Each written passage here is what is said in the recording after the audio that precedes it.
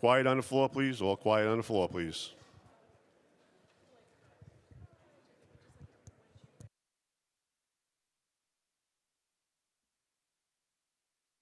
Recording in progress.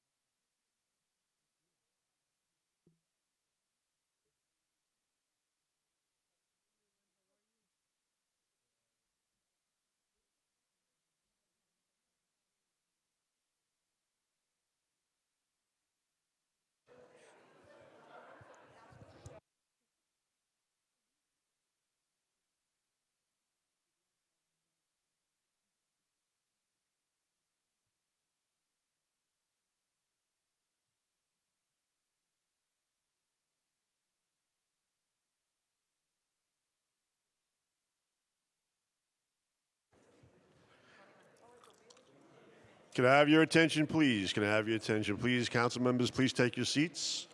Council members, please take your seats.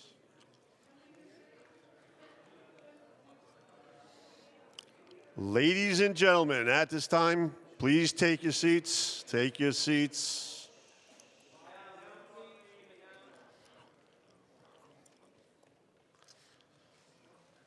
Please turn off all electronic devices. Turn them to vibrate. Madam Majority Leader.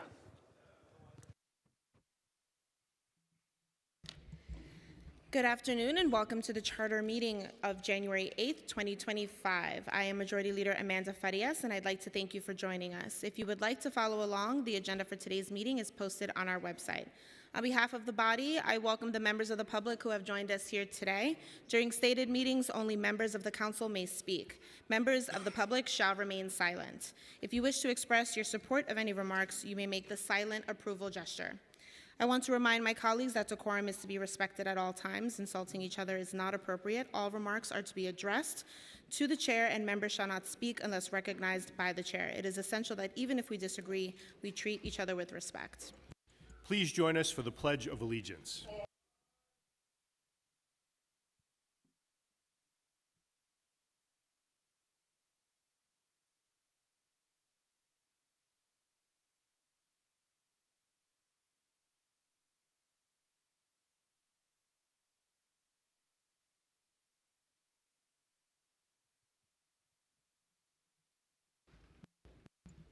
Roll call.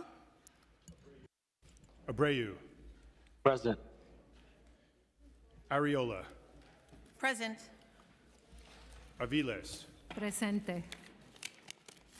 Ayala. Here. Banks. Present. Botcher. Present. Brannan. Here. Brewer. Here.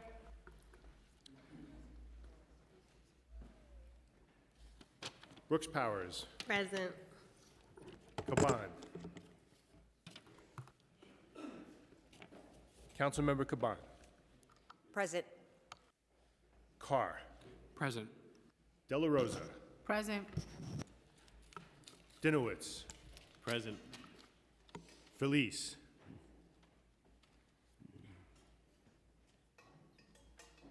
Gennaro. Here. Gutierrez.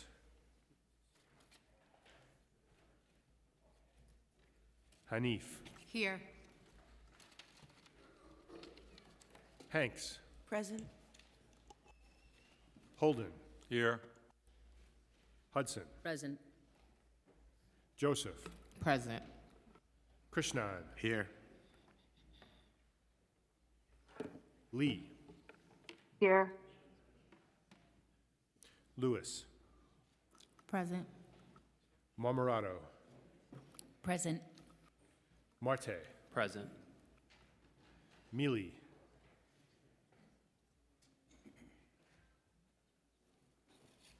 Menon. Here. Moya. Here.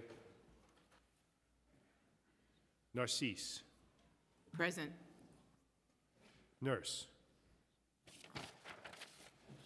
Osei, Present. Palladino, Here. Powers, Here. Wrestler, Here. Riley, Present. Rivera, Present. Salam, Present. Salamanca, Present. Sanchez,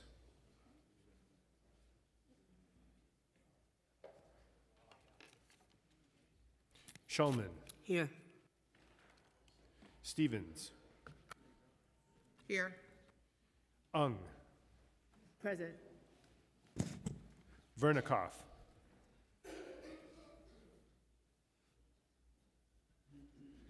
Williams,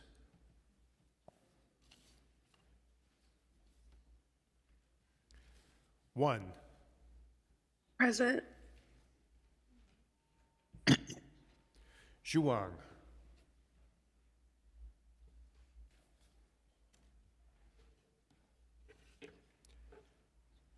Borelli, Happy New Year. Farias, Present.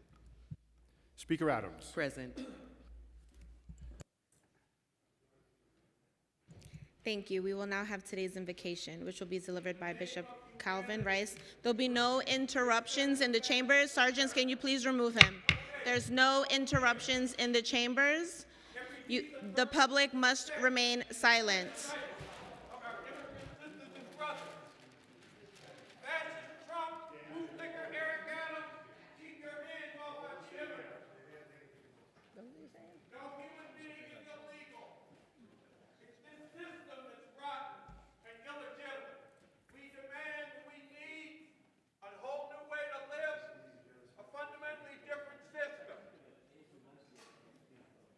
Liz?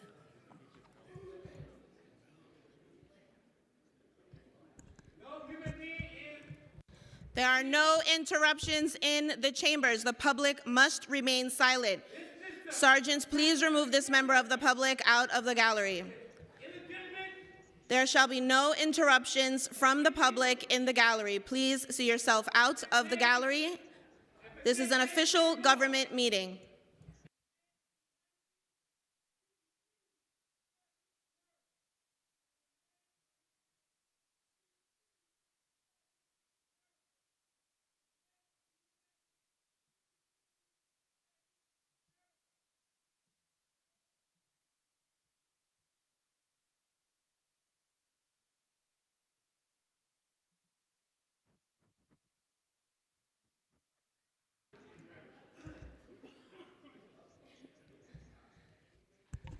Thank you. We will continue on. We will now have today's invocation, which will be delivered by Bishop Calvin Rice, the senior pastor of New Jerusalem Worship Center, which is located at 112 5 Smith Street in Jamaica, Queens.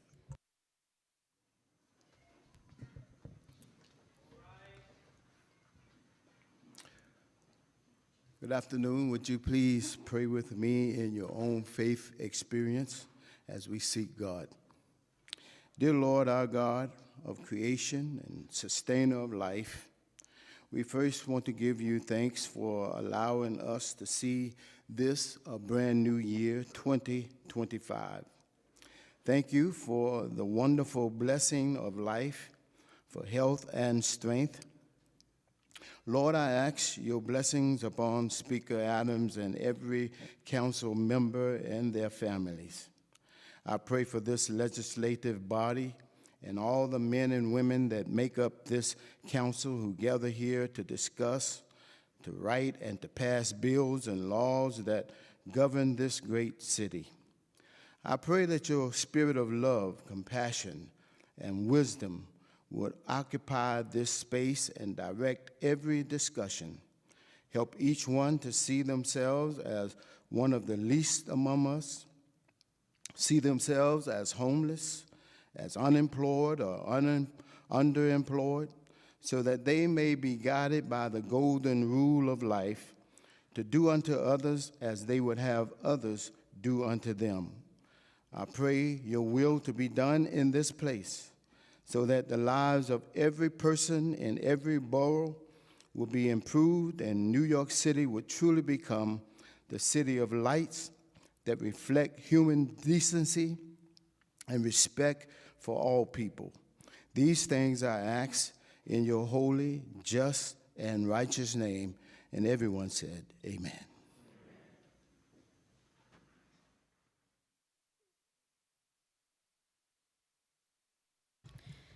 Thank you. There shall be no interruptions in the chamber. Sergeants, please remove this member of the public. There shall be no interruptions from the public in the gallery. Please remove yourself from the gallery.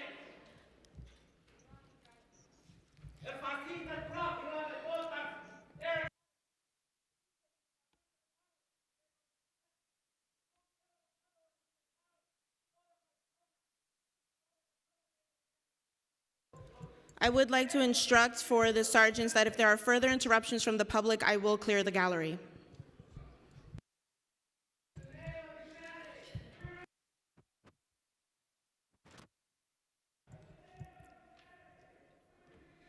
I would now like to ask Speaker Adrian Adams to spread the invocation on the record. Thank you, Madam Majority Leader. Apologies to our amazing senior pastor, Bishop Rice.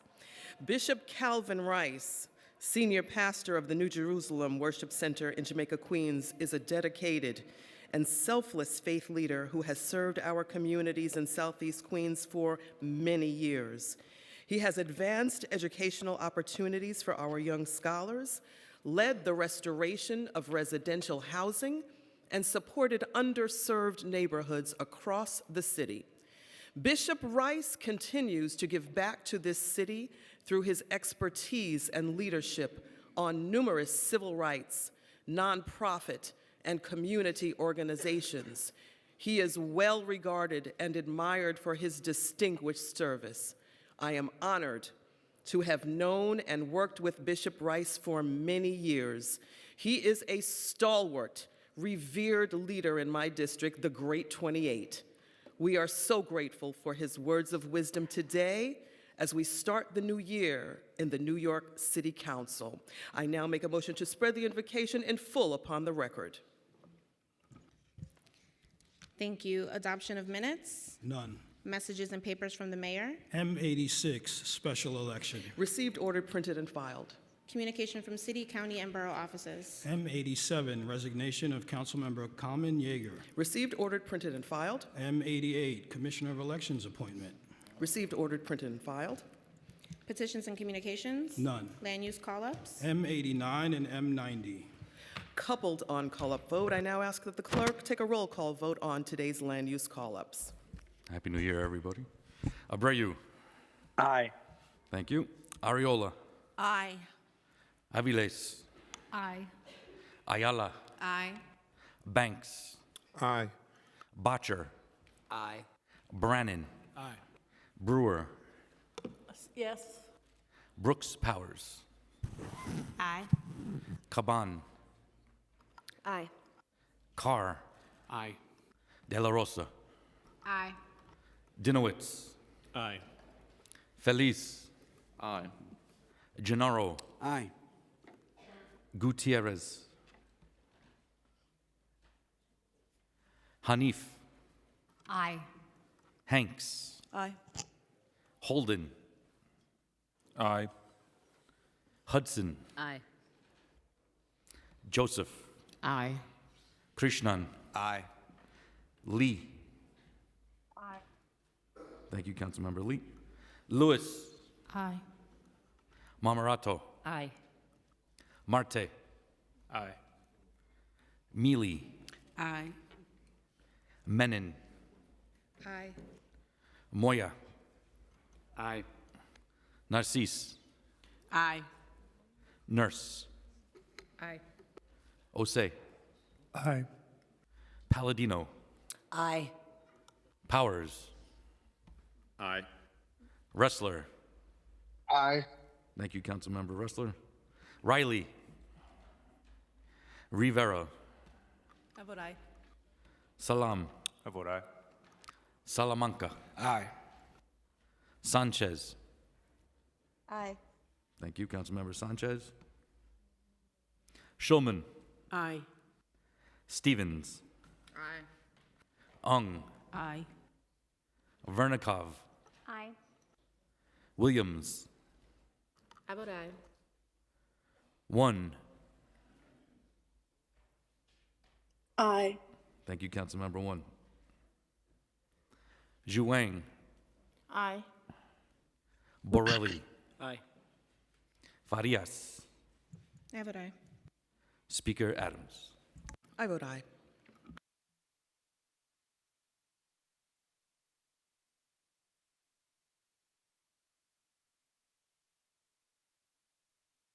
Today's land use call-ups are adopted by a vote of 49 in the affirmative and 0 in the negative. Report of special, we will now have communication from Speaker Adrian Adams. Thank you once again, Madam Majority Leader. Good afternoon and Happy New Year, everyone. It has been a great honor to lead our historic women majority and most diverse city council in the history of New York City these last 3 years, and to do so as the first Black speaker. When I first ran for city council back in 2017, I wasn't certain what the outcome would be, but I knew that I wanted to give my Southeast Queens community the representation it deserved. 8 years later, as we begin the last year of this session, my final in the council, along with several of you, I feel that same tremendous pride in representing my community. This has only been enhanced by the opportunity that you all provided by placing your trust in me to lead our historic legislative body. The people of my district and our city have always been my priority. Our city is best served by a strong local government. The council is pivotal to delivering for all New Yorkers because we represent our city's collective voice. Our members are New Yorkers from every borough of different backgrounds. We are nurses, social workers, educators, community leaders, advocates, small business owners, and neighbors. We have various experiences that match those of New Yorkers with familiarity of how government systems impact the people in our neighborhoods. And as I often say, we are our own constituents. Our relationships to our communities have enabled us to unlock opportunities that were previously inaccessible to so many New Yorkers who look like us. This allows us to make strides in confronting entrenched challenges within our city and society, which will require sustained commitment to fully address. Understanding that progress takes time, we must continue our work for a better future and let that vision guide our legislative and oversight decisions. As we acknowledge what we've been able to accomplish together for New Yorkers, it is critical that we prepare for the hard work required of us this year to confront the difficult challenges facing our city. The housing and affordability crises are driving working-class New Yorkers out of our city and leaving those who stay without stability. And while we have delivered historic solutions to create more new homes and increase housing affordability and security, far more is needed. We must build on our momentum to preserve and add more affordable housing and home ownership opportunities, removing the barriers that leave too many without homes to call their own. The prohibitive cost of childcare is another challenge that prevents working families from staying here. We must continue our work to fix and strengthen our early childhood education system, to prepare our youngest for their future, and to support parents and caregivers. And as we stand here today, we have a few that are out on family leave as we continue to experience the lives of our constituents across this city. We can do so in supporting by building on our own past work and our approach from this last budget process. Affordability also requires that we expand economic opportunities and pathways to mobility for working people. New Yorkers use our public transit system in pursuit of opportunities across our city, and that's why this council has repeatedly increased access to fair fares. Make no mistake about it. The Fair Fares Initiative was a baby and a brainchild of this New York City Council. No matter what is reported, how it is stated, or how it is pursued, this council has been the champion of fair fares for our underserved New Yorkers. At the same time, we helped more than 40,000 New Yorkers return to college in pursuit of greater earning potential by establishing CUNY Reconnect. This has proven to be an outstanding success for empowering working-age New Yorkers to fulfill the futures they envision for themselves, and we must extend more of these opportunities to reach greater numbers of people in our city. The most important obligation we have to our communities is to ensure their health and their safety. This body has consistently centered maternal health and recognized that maternal mortality is a public health emergency. We will continue to confront this crisis and work to eliminate it. The ongoing mental health crisis led us to advance our mental health roadmap, which recognizes it is essential to expand investments in proven solutions, such as community-based programs, a strong continuum of care, and robust workforce.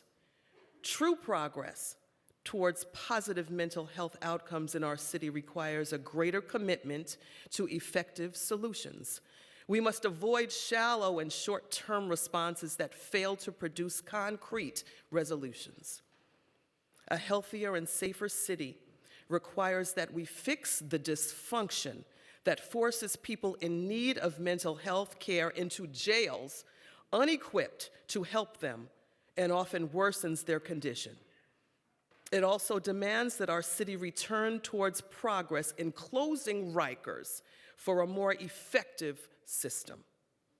Public safety requires comprehensive solutions that move us forward, never backward. Together, we created New York State's first trauma recovery centers and allocated more funding for crime victim services, establishing ourselves as a national leader in our support for survivors of violence. This must become a core pillar of public safety because helping survivors and addressing trauma is key to stopping cycles of crime and violence in our communities. Our priorities also include the intergenerational needs of our K-12 students and older adults, many of which have grown from the impacts of the pandemic.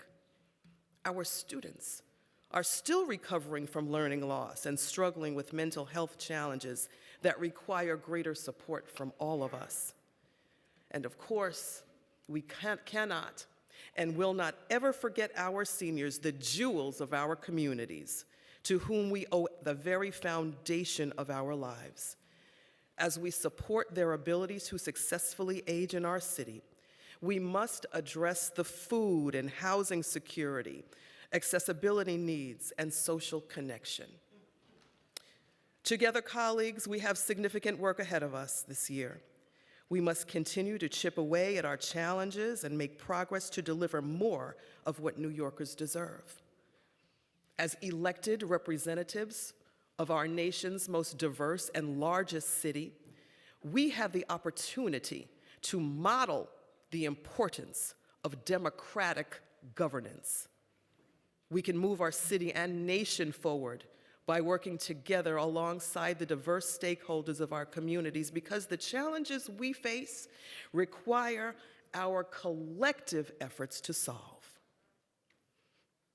As we move forward into this new year of 2025, let us continue to look forward, never backward, in our pursuit for equity for all New Yorkers, for the success of all New Yorkers to thrive because of the work of this amazing, incredible City Council.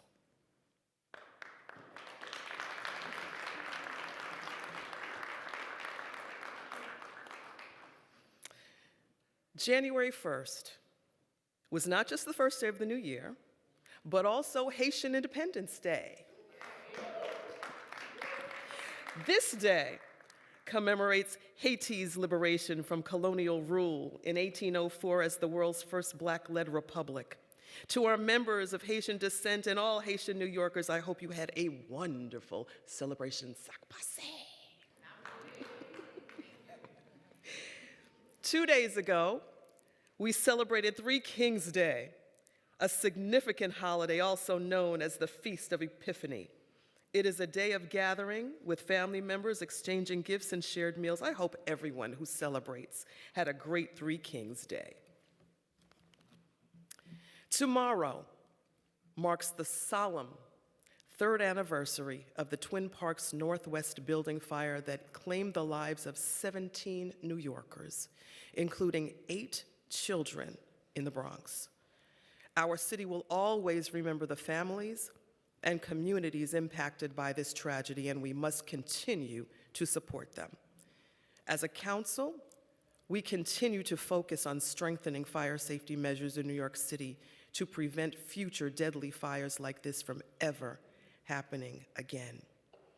And I would be remiss if I did not mention the tragic mass shooting in Southeast Queens last Thursday, where at approximately 11:15 p.m., 10 people were shot at Amazura nightclub. Perpetrators are still at large. Innocent children aged 16 to 19 were shot senselessly. We must do our best to eradicate the scourge of gun violence, not just in New York City, but across this nation. Finally, colleagues, please join me. Oh, wait a minute, we've got a new baby to recognize. We've got Elliot Ressler, who was born, so we celebrate his arrival. Councilmember Lincoln Ressler's son. And finally, please join me in wishing a happy birthday to Councilmembers Althea Stevens, Carlina Rivera, Sean Abreu, Francisco Moya, and Alexa Aviles.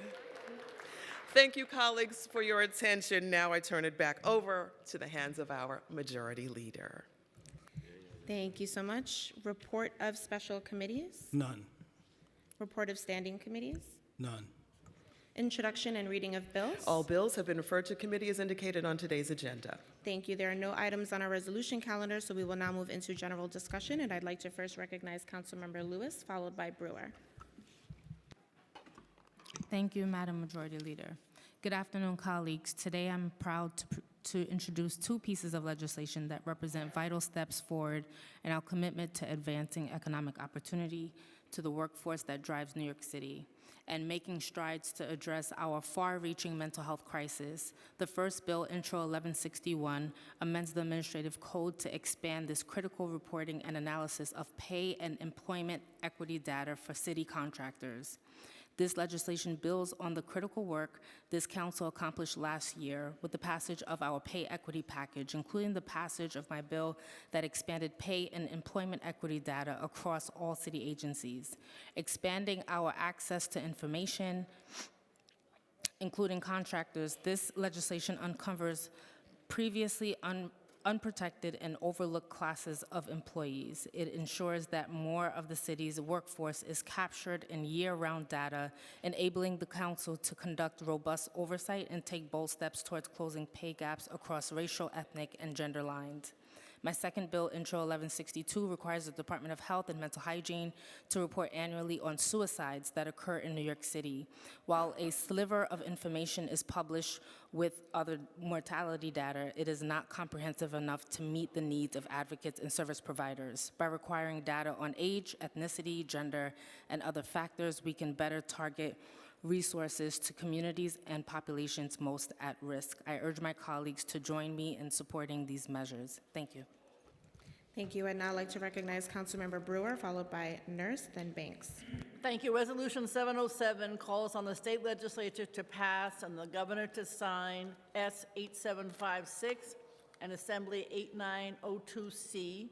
These are bills introduced by Senator Robert Jackson, Assemblymember Brian Cunningham. The legislation would authorize the City of New York to install camera systems on street sweepers run by the Department of Sanitation, enabling more effective enforcement of street cleaning parking rules. I think we all know that most frequent complaints in my office and your they are complaining residents about dirty streets because the vehicles don't move and the street sweeper can't get down the side of the street that is to be cleaned. It's a significant issue because there is widespread non-compliance with alternate side parking regulations, and that disrupts the street sweeping schedule. We need all tools to keep our streets clean. In one example, in a precinct in my district, the NYPD actually issued 251,000 parking summons in 2-4, including 1,250 in just one block. However, it didn't move the streets to get them clean necessarily.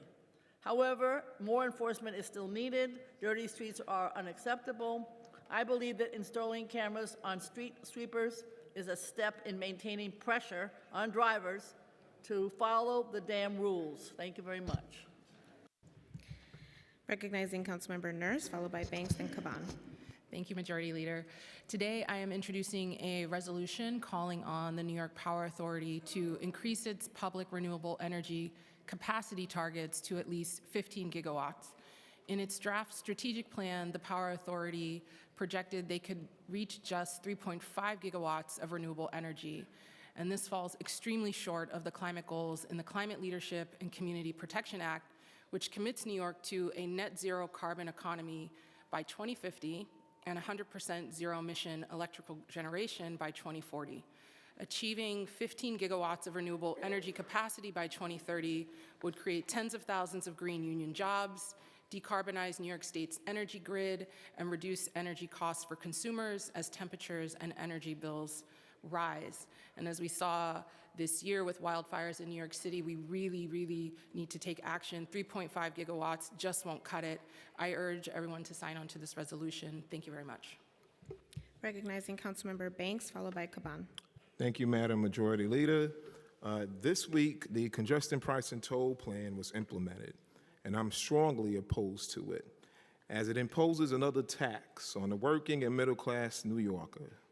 While proponents claim it will reduce traffic and fund transit improvements, the reality is that it unfairly burdens those who can least afford it.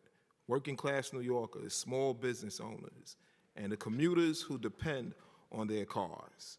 New York is one city, and we should not divide our neighborhoods with interborough tolls that only worsen inequality. For many, a car is a necessity, not a luxury. Public transit is a viable option for everyone, especially those in the outer boroughs. This plan will worsen congestion in those neighborhoods as drivers from transit-poor areas search for ways to avoid the toll, opting to park in neighborhoods with better subway access. Those who can no longer afford to drive will be forced into overcrowded and unreliable subway system that already struggles to meet its demand. This tax will also hurt small businesses and consumers, many of which who already struggle in businesses will be forced to pass these extra costs on to their consumers. Small businesses are the backbone of our economy, and this plan threatens their survival. As a representative of the 42nd Council District, one of the city's most underserved communities, I will continue fighting for the working class families and small business owners and commuters of New York City.